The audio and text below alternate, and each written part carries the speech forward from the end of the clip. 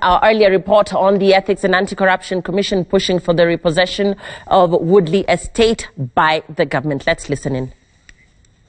This 100-acre piece of land along Gong Road in Nairobi has been at the heart of a prolonged tussle between tenants and what was the City Council of Nairobi, currently the county government of Nairobi. In 1994, the town clerk, Zifora Wandera, she told us to apply to buy these houses because the Nairobi City Council at that time could not afford to maintain them. And we did, and we applied. That was in 1994.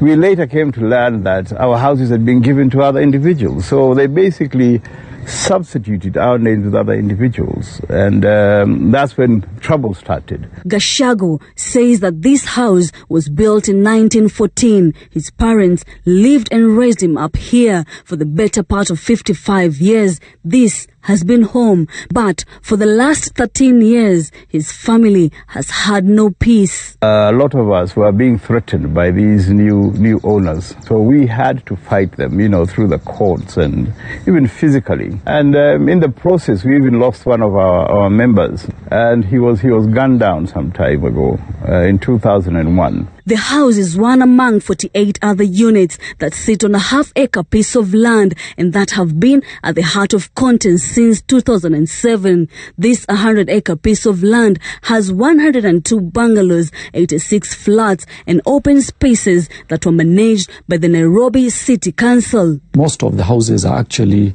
on a 1-acre piece of land.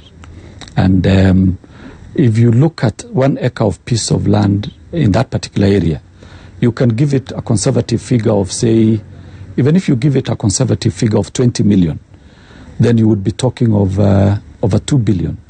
Because if those are over 100 houses, and that is the value. We valued the properties when we started the investigation. But right now, you see the property value has gone up.